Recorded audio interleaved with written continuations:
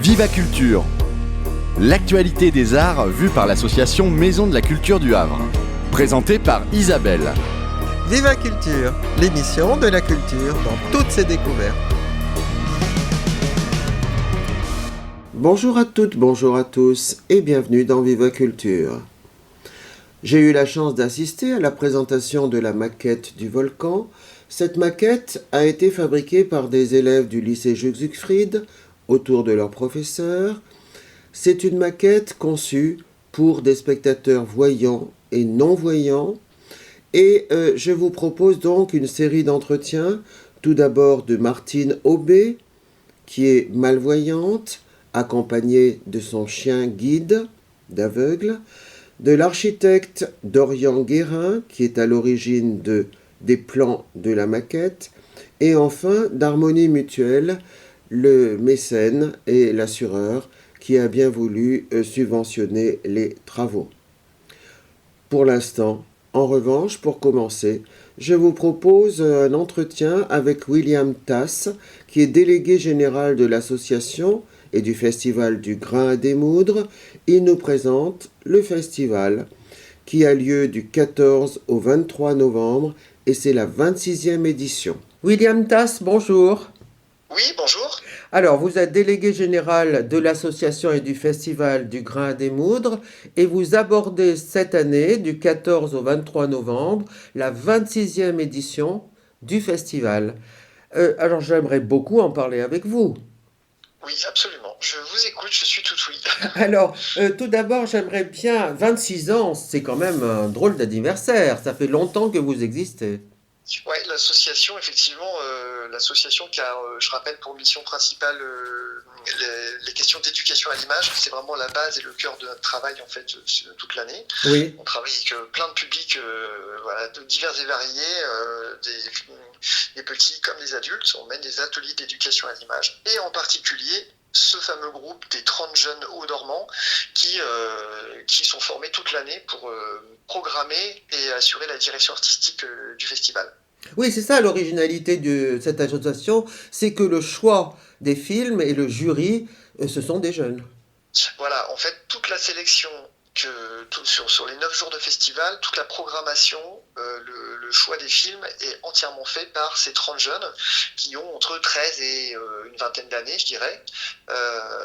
Voilà, leur point commun, c'est qu'ils sont passionnés de cinéma et ils sont formés au sein de notre association au cinéma pour leur donner les codes et les clés nécessaires pour eux-mêmes être programmateurs de leur événement.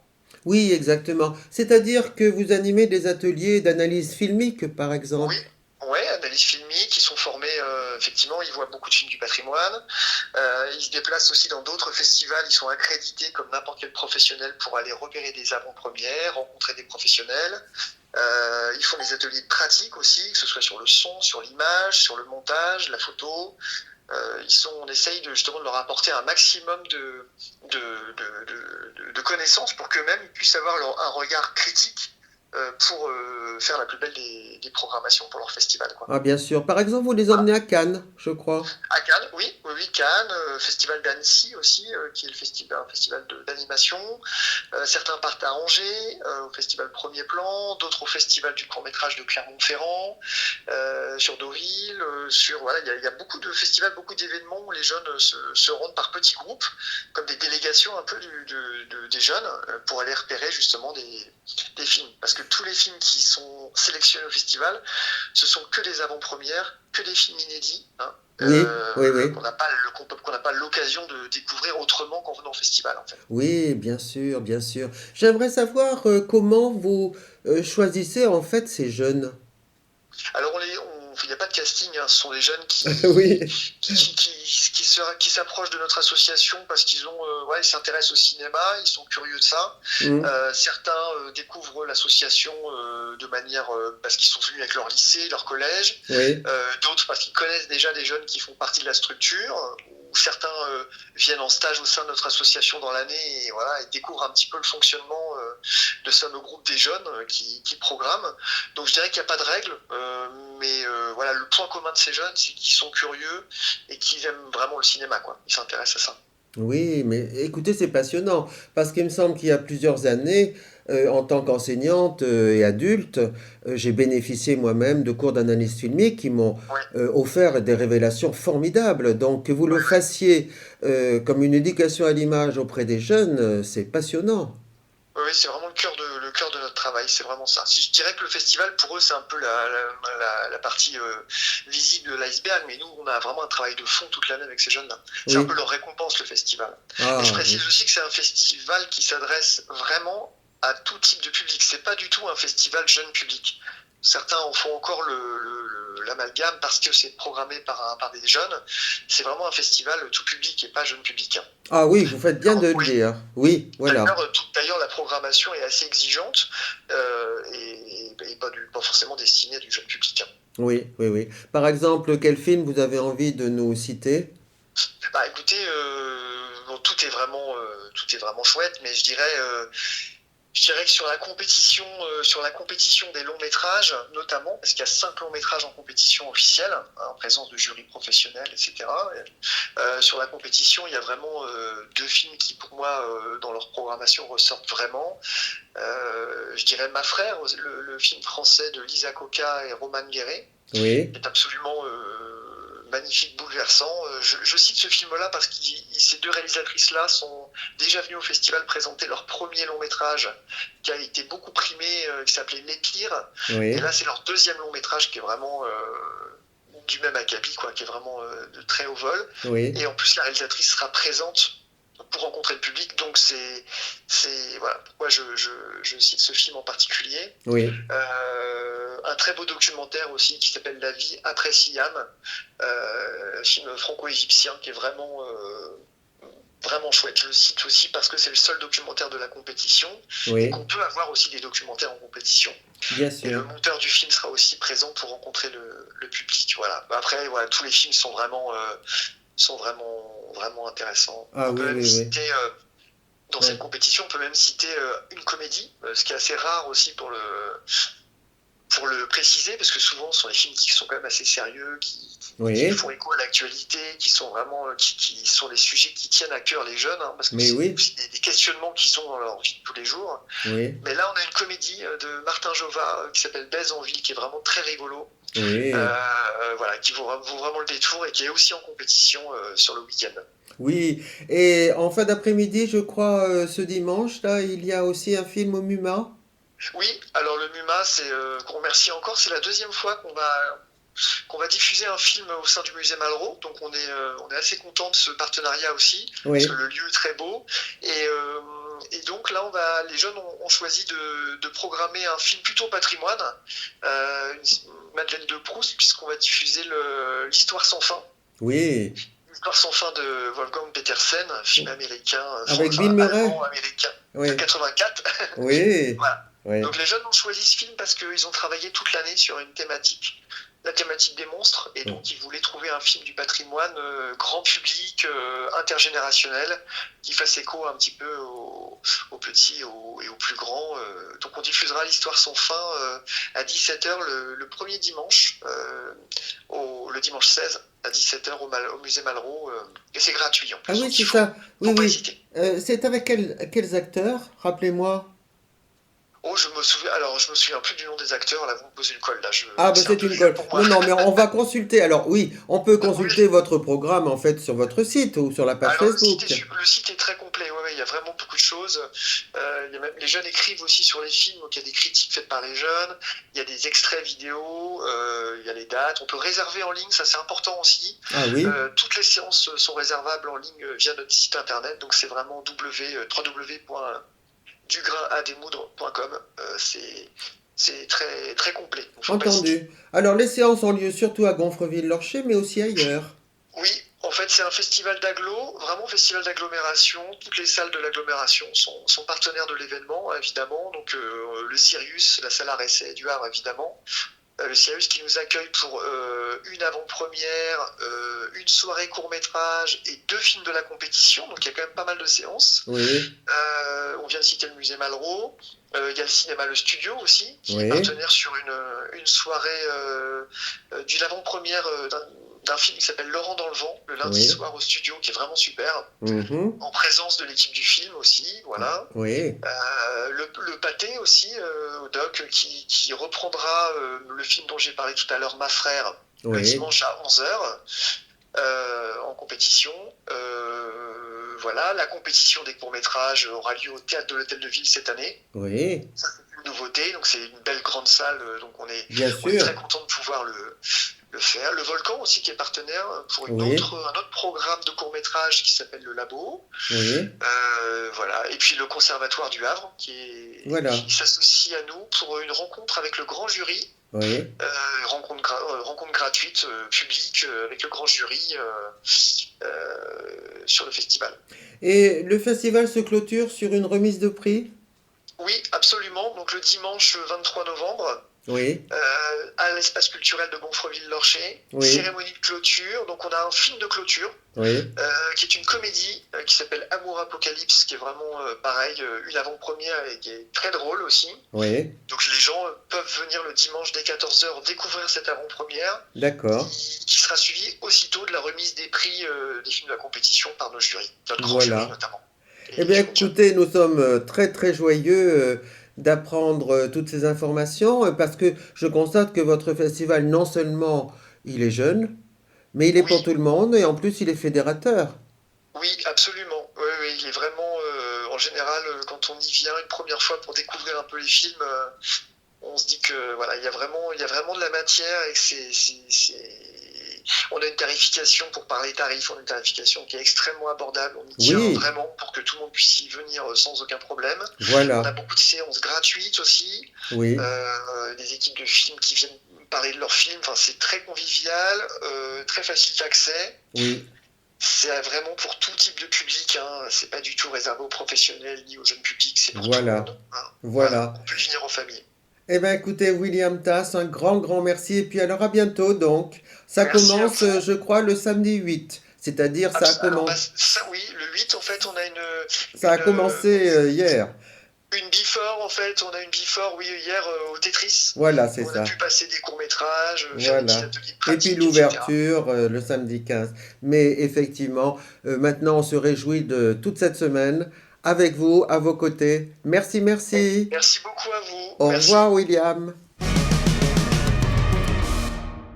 Martine Aubé, bonjour. Bonjour. Alors, vous êtes venu avec votre chien, qui est tout à fait bien dressé, bienveillant, Excusez-moi, on ne dit pas Allez-y. dresser, on dit éduquer. éduqué. Merci de me corriger. Donc, vous faites partie du groupe référent dans l'élaboration de la maquette du volcan, à destination des publics en général, mais aussi en particulier pour les publics malvoyants. Oui. Alors, je crois que vous avez énormément travaillé et que vous étiez absolument nécessaire. Oui, alors au départ, Barbara m'a demandé à moi si j'étais d'accord pour participer à ce projet. Je lui ai dit que j'étais d'accord à condition que l'on prenne d'autres personnes, une personne complètement aveugle et une personne malvoyante. Donc Jimmy est complètement aveugle et Patricia voit un peu mieux que moi. Parce que dans la malvoyance, bon, le non-voyant ne voit rien, mais lui il a le braille, donc c'est pour ça que lui il avait surtout la partie braille et la partie texture. Bien Et sûr. moi et Patricia, c'était plus la partie texture, les couleurs, Oui. les reliefs.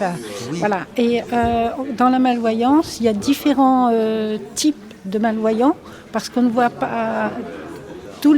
Chaque malvoyant voit différemment. On ne peut pas décrire comment on voit parce que c'est très compliqué d'expliquer. Oui. Et pour nous, c'était quand même exceptionnel qu'un établissement nous demande de participer à un tel projet.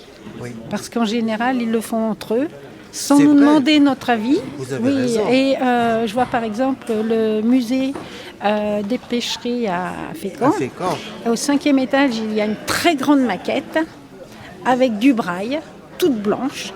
Mais alors c'est tellement grand, il faudrait se coucher dessus pour... Voilà, c'est ça. Et là, nous, on a dit au début, c'est ce qui a été dit, nous, on a dit non, parce qu'on Bien veut sûr. pouvoir faire le tour et pouvoir toucher. Voilà.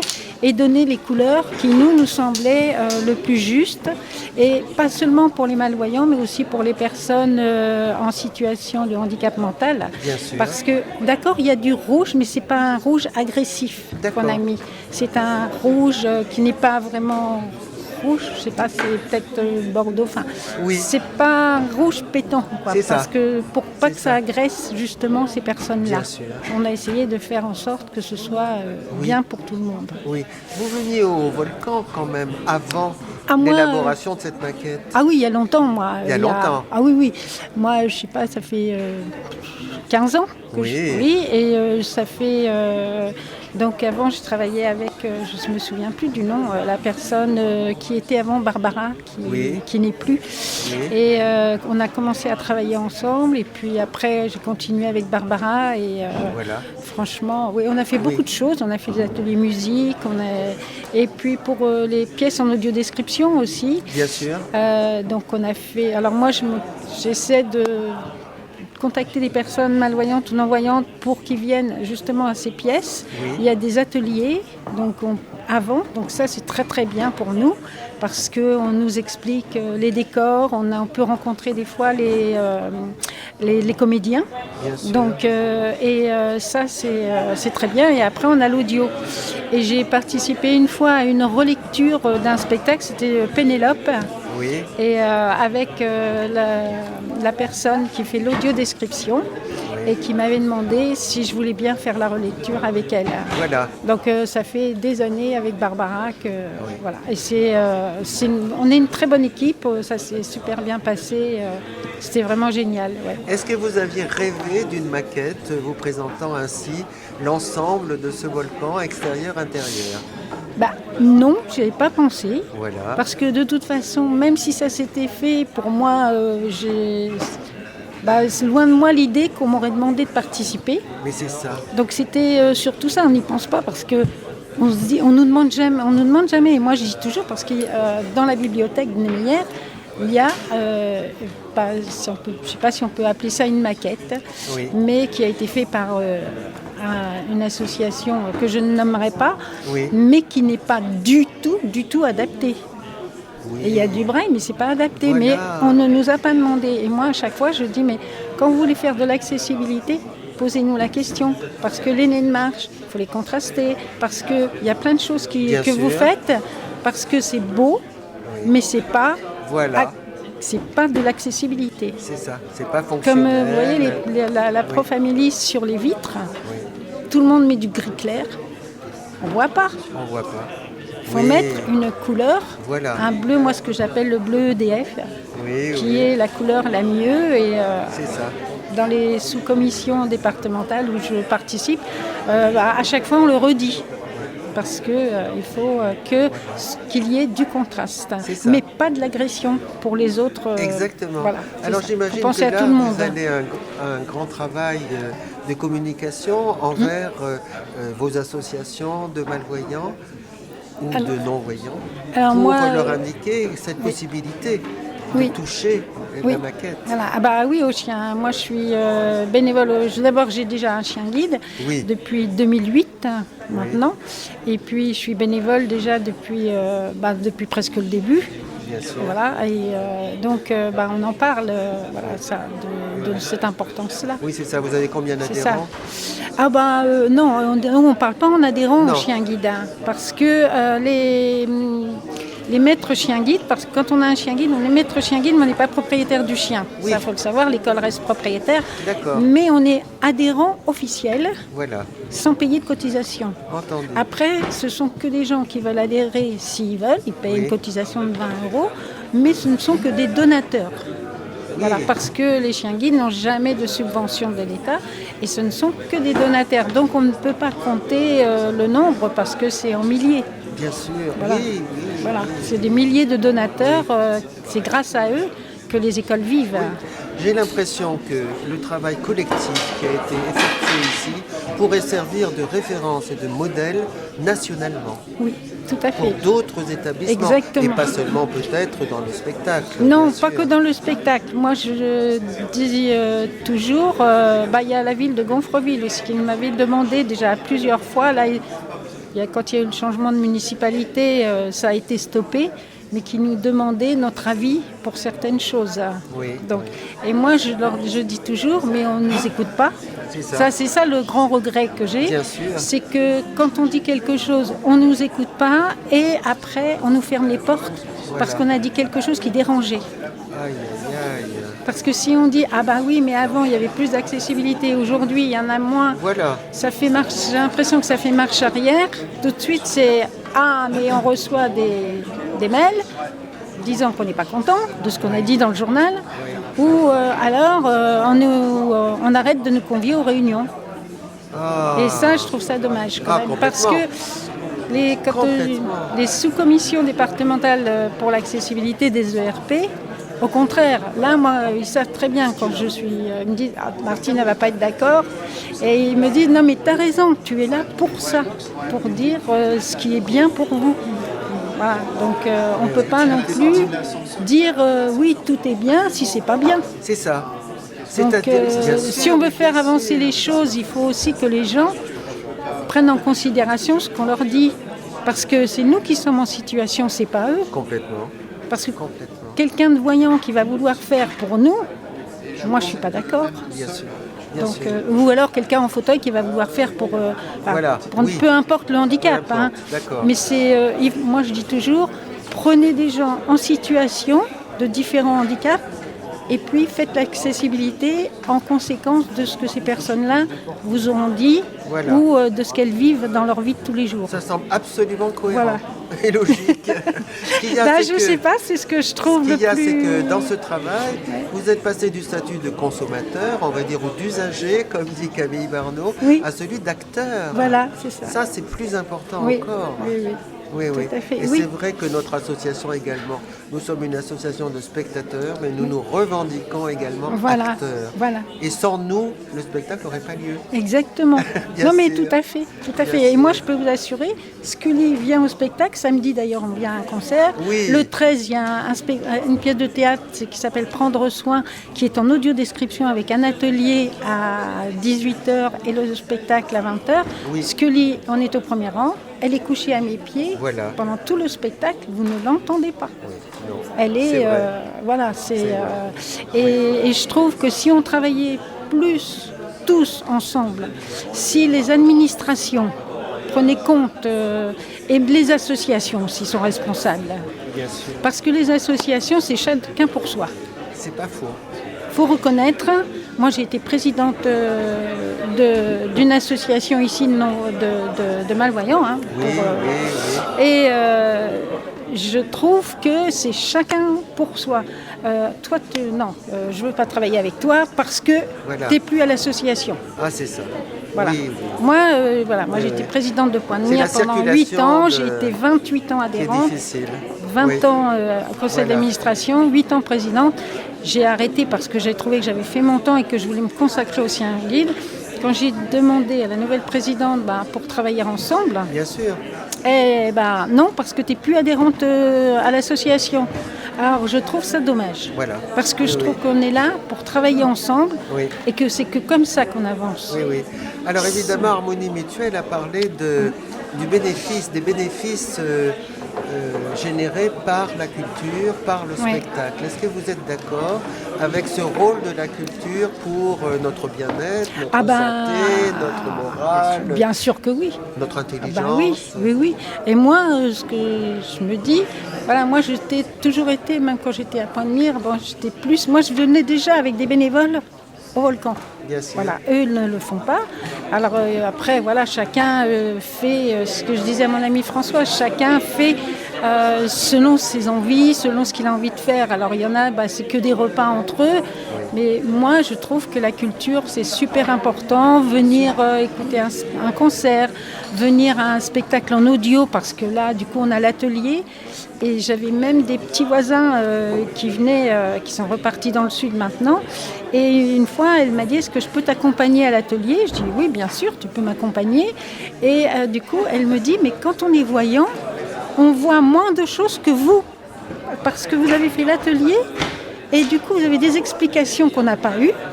Et que quand nous, on regarde la pièce, on ne voit pas ces petites choses qu'on vous a expliquées. Ah, c'est intéressant. Voilà. Et en fait, c'était un spectacle de danse.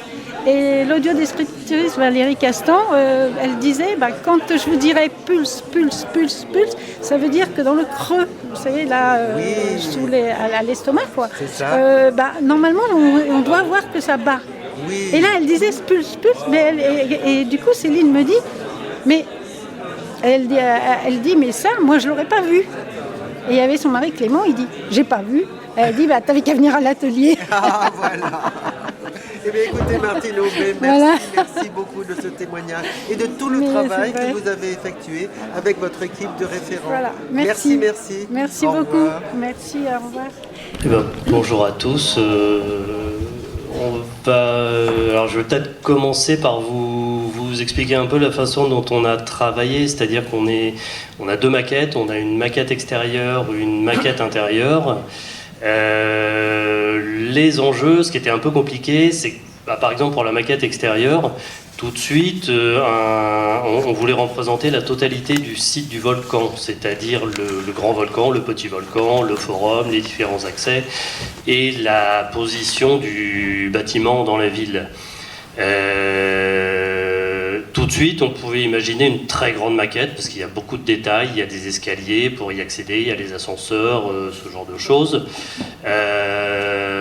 Mais le groupe référent nous a tout de suite dit, écoutez, si vous faites une maquette de l'extérieur du volcan, il faut absolument qu'elle soit d'une taille assez réduite parce qu'il faut qu'on puisse... c'est pas le terme, mais enlacer la maquette pour vraiment qu'on se rende compte d'une totalité et qu'elle soit pas perçue uniquement par éléments disparates. Il fallait vraiment que la vision puisse être globale.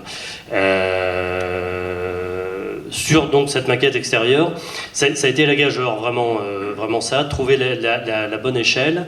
Et puis ensuite, comme vous le verrez, on a des annotations qui... vous allez peut-être pouvoir vous dire que ça prend énormément de place, mais en fait pour les personnes malvoyantes, il faut tout de suite que ce soit gros, parce que sinon c'était illisible. Donc ça, on a fait plusieurs tests. Patricia et Martine nous ont retoqué parce que vraiment c'était beaucoup trop petit. Et puis en même temps, on a donc eu alors à chaque fois je disais traduction, mais c'est pas traduction, c'est la transcription en braille. Ça c'est Jimmy du groupe référent qui nous corrigeait aussi en termes d'échelle, en termes de fautes d'orthographe, parce que j'ai fait énormément de fautes d'orthographe en braille en fait. Donc j'étais pas fier, mais voilà. Voilà pour la maquette extérieure. Donc celle-ci, elle est pas en matière plastique, mais vraiment c'est du fraisage sur bois qui donc a été effectué par le lycée Jules Siegfried. Je te passe peut-être la parole sur tout ce qui est technique. Non oui, si tu veux.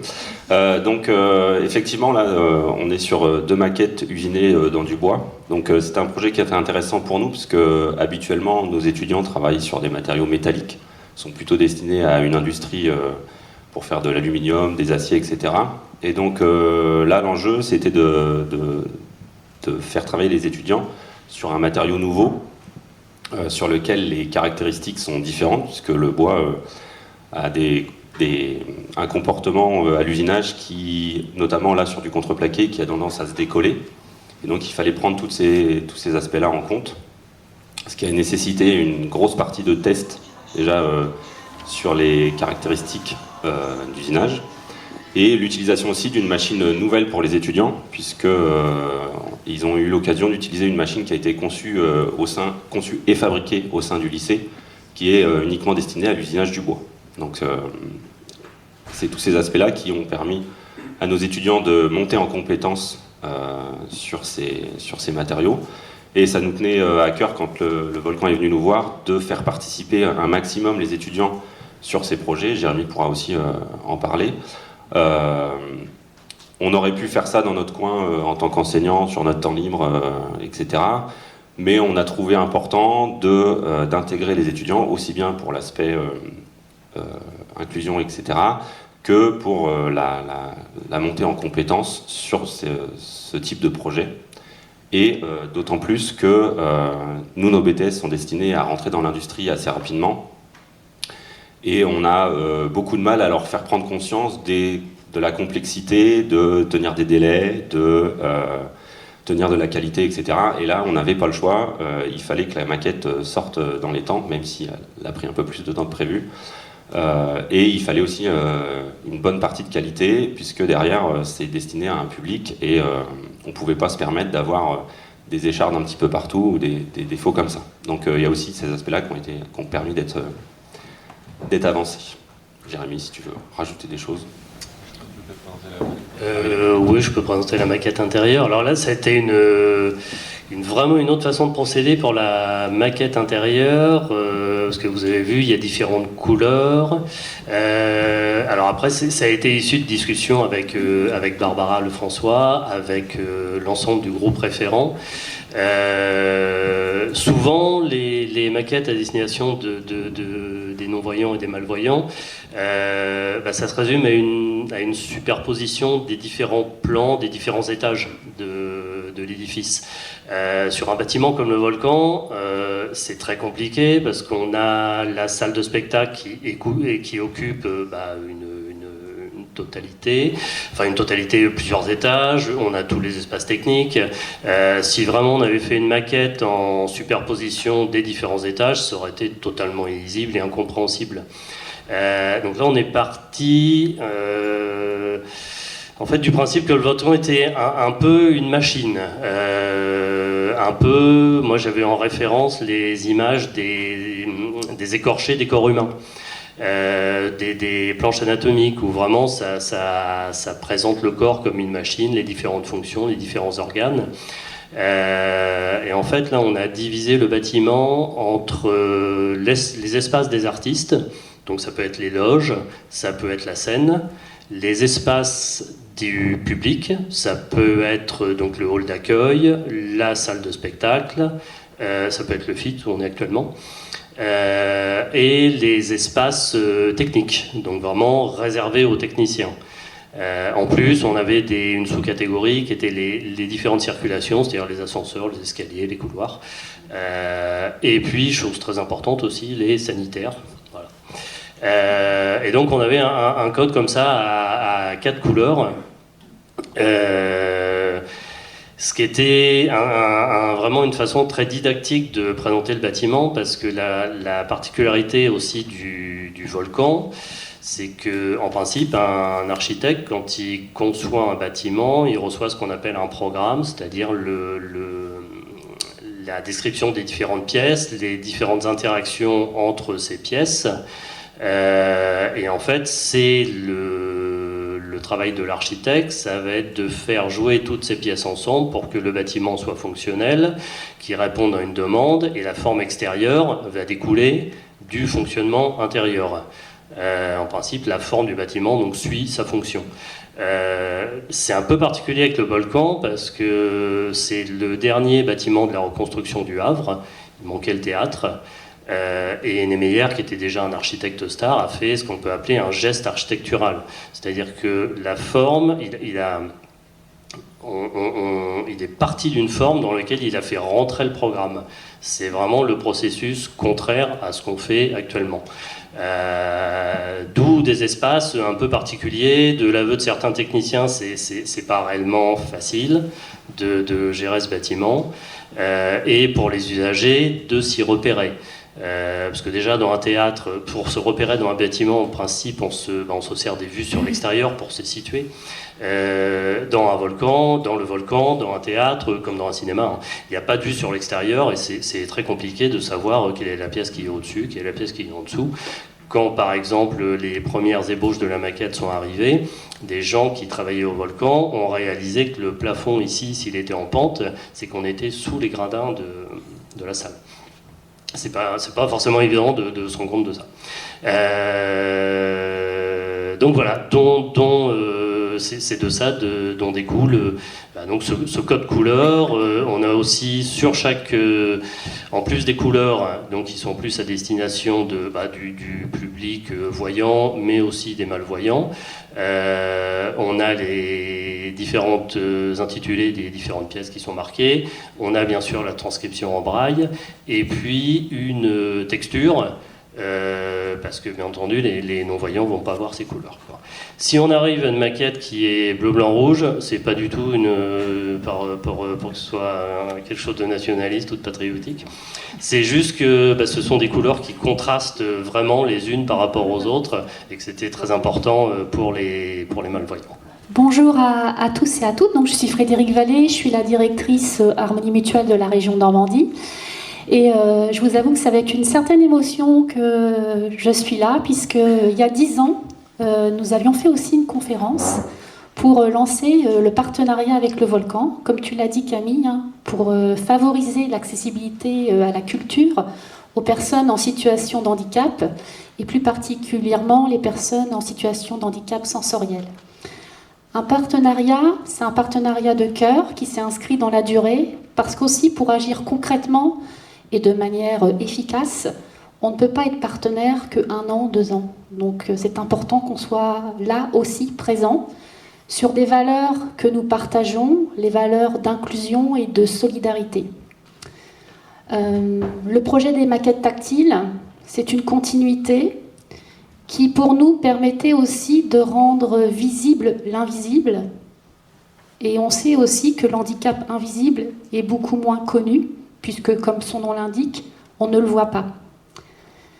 Nous espérons par ces maquettes faire prendre conscience, éveiller la curiosité, toutes les générations. C'est aussi pour ça que ce projet nous a séduits, c'est qu'il incluait aussi les jeunes, donc l'intergénérationnel, avec les étudiants, les lycéens du lycée Jules Siegfried.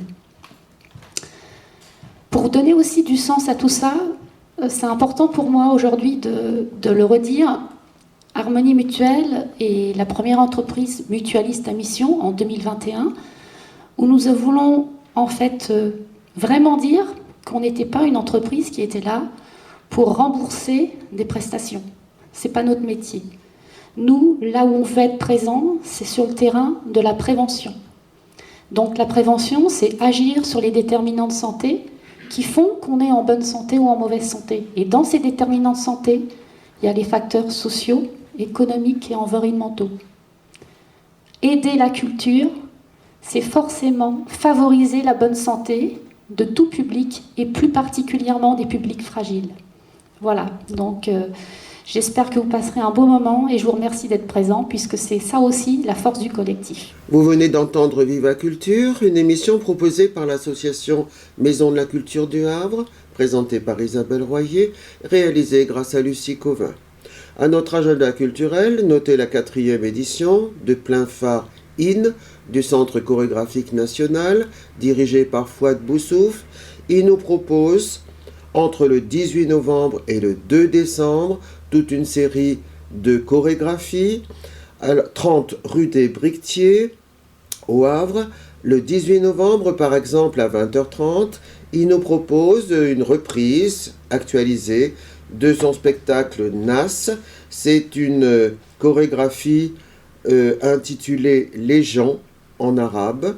C'est du breakdance, c'est le genre urbain, mêlé aussi évidemment aux racines marocaines des interprètes.